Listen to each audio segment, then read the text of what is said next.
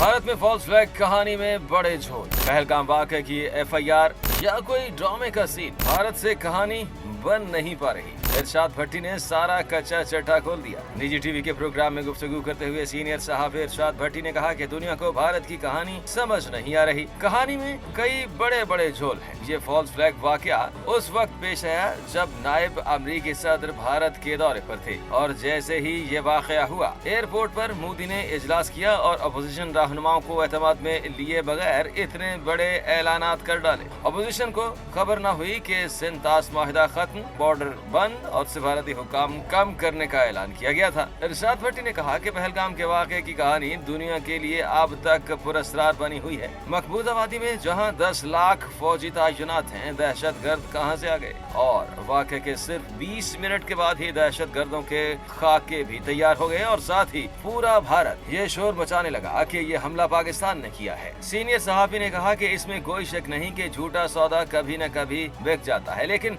दुनिया सबूत मांगती है कि आपने किस बुनियाद पर जंग के धाने पर बात पहुंचा दी है। और तो और पहलगाम वाक़या की एफआईआर ने रही सही कसर भी पूरी कर दी है। इरशाद भट्टी ने कहा कि जहां तक फोरेंसिक हुई है वो जगह स्टेशन से 6 किलोमीटर दूर थी और वाक़े के 10 मिनट के बाद एफआईआर भी दर्ज कर ली गई। इसमें यह लिखा गया कि दहशतगर्द पाकिस्तान से आए थे और भारतीय हुकूमत कह रही थी कि दहशतगर्दों ने चुन चुन कर फायरिंग की, लेकिन एफआईआर में लिखा था कि दहशतगर्दों ने अंधाधुंध फायरिंग की। एफआईआर में इतने बड़े झोल हैं कि भारत की कहानी अब तक बन नहीं पा रही।